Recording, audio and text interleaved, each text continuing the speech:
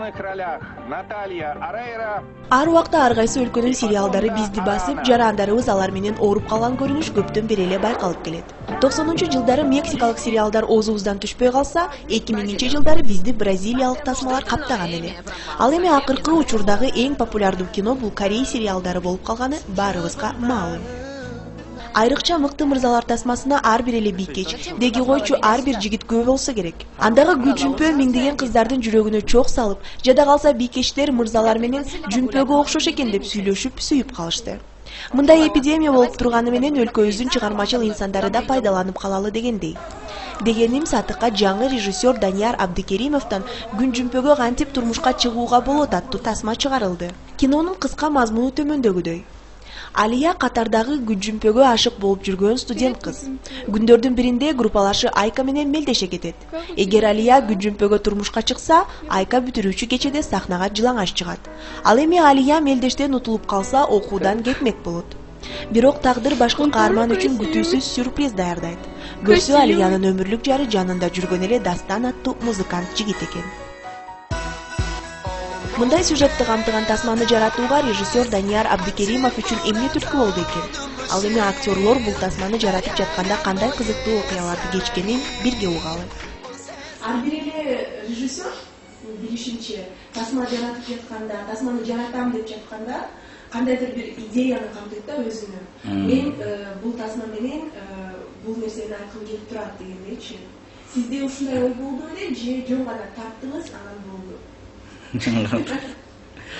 Жок, албетте идея бар болчу, аны сизге айтып берсем беле. Негизги идея биздин кыргыз кыздарыбыз Корея балдарды эмес, жигиттерди эмес, биздин кыргыздарды сүйүшүн каалайм да. Ошо. Тасманы тартып бүттүңүз, сатыкка чыкты. Анан азыр ал жак тасманы көрүп туруп, кандайдыр бир кемчиликтерин байкап жатасызбы же бардыгы абдан жакшы болгон? Биздин көрүүчүлөргө эмес жакты да, көркөмдүгү. Тартылган сапаты, мисалы үчүн, элдин көбүнө эле жакты, бирок мага анча жаккан жок. Андан да жакшы сапатка чыгарып кино тарткым келет. Көрүүчүлөр ушу Дархан образга абдан жакшы кире албай калыпты деген сөздү угуп калдым да. Чындыгында эле ушундай болдубу сиз? Эми дебют болгондуктан кемчиликтер болсо керек. Аны элдер билет да. Мен өзүмдүн кемчиликтеримди көп айта албайм, бирок билем кемчиликтерим бар экенин.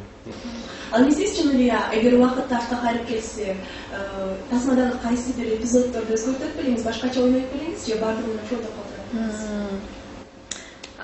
Ооба, өзгөртөт элем көп эле эпизоддорду. Бирок азыр мен өзүмдү сынап атам. Ар бир көргөн сайын эле өзүмдү кайра өзгөрдүм.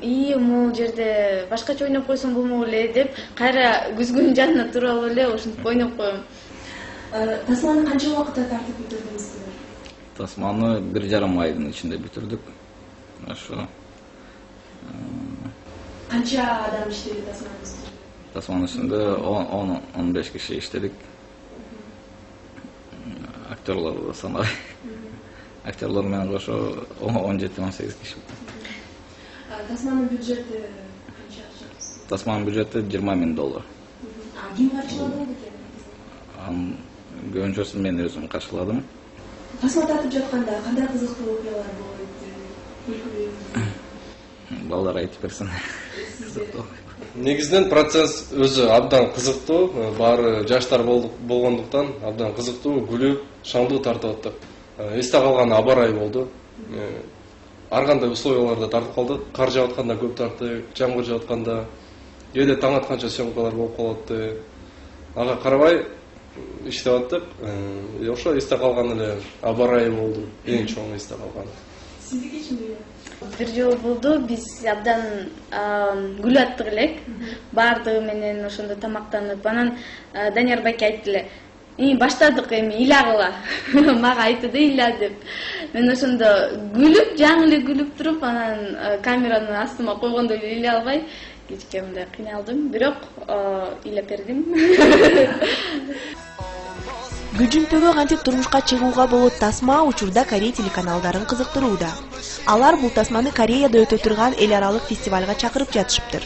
Учурда тасма англис тилине которулуп, чет жактарга көрсөтүүгө даярдык көрүп жаткан кези. Эмне демекчибиз? Ийгилик сиздерге.